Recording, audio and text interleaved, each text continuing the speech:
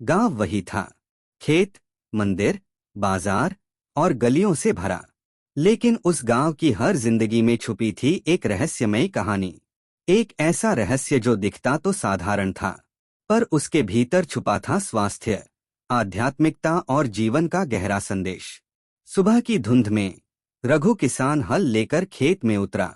पसीना बह रहा था, पर चेहरे पर संतोष की मुस्कान थी। लोग पूछते, इतनी मेहनत और कभी थकते नहीं?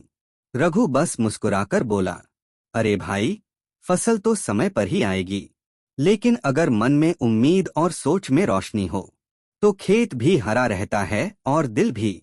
उसकी आंखों में चमक थी, जैसे खुद धरती माँ बोल रही हो। अर्जुन, गांव का तेज दिमाग लड़का, किताबों के ढेर में घिरा बैठा था। परीक्षा का डर उसके चेहरे पर साफ दिखता था। एक दिन एक वृद्ध ने कहा, बेटा, किताबें दिमाग को भरती हैं, पर ध्यान और योग मन को खोलते हैं। अगर तन स्वस्थ और मन शांत हो तो ज्ञान खुद बहकर आता है। अर्जुन ने जब ध्यान सीखा तो पढ़ाई बोझ नहीं, आनंद लगने लगी।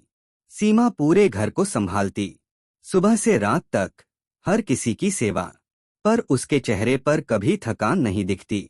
वह हंसकर कहती, मैं हर काम को भगवान की पूजा मानती हूँ। झाड़ू हो या खाना बनाना, सब सेवा है। और जब काम सेवा बन जाए तो थकान भी आशीर्वाद लगती है। उसकी आंखों में एक अद्भुत शांति थी। मोहन व्यापारी दौड़ भाग में लगा रहता। पैसा आता, पर चैन नहीं आता। बीमार पड़ने पर एक संत ने कहा, धन जरूरी है, लेकिन वह साधन है, जीवन का लक्ष्य नहीं। धन से सेवा करो, स्वास्थ्य से आनंद लो, और धर्म से आत्मा को दिशा दो। यही संतुलन है असली सुख। उस दिन से मोहन ने अपने व्यापार को सेवा से जोड़ा, और पहली बार उसे नींद चैन की आई। यह है दैनिक जीवन की गुप्त कहानियां, जहां किसान, छात्र, गृहिणी और व्यापारी जैसे साधारण चेहरे हमें यह सिखाते हैं कि जीवन का हर पल एक छुपा हुआ संदेश लेकर आता है। स्वास्थ्य, धन और धर्म का संतुलन ही जीवन का असली योग है। और यही योग है जो साधारण को दिव्य बना देता है।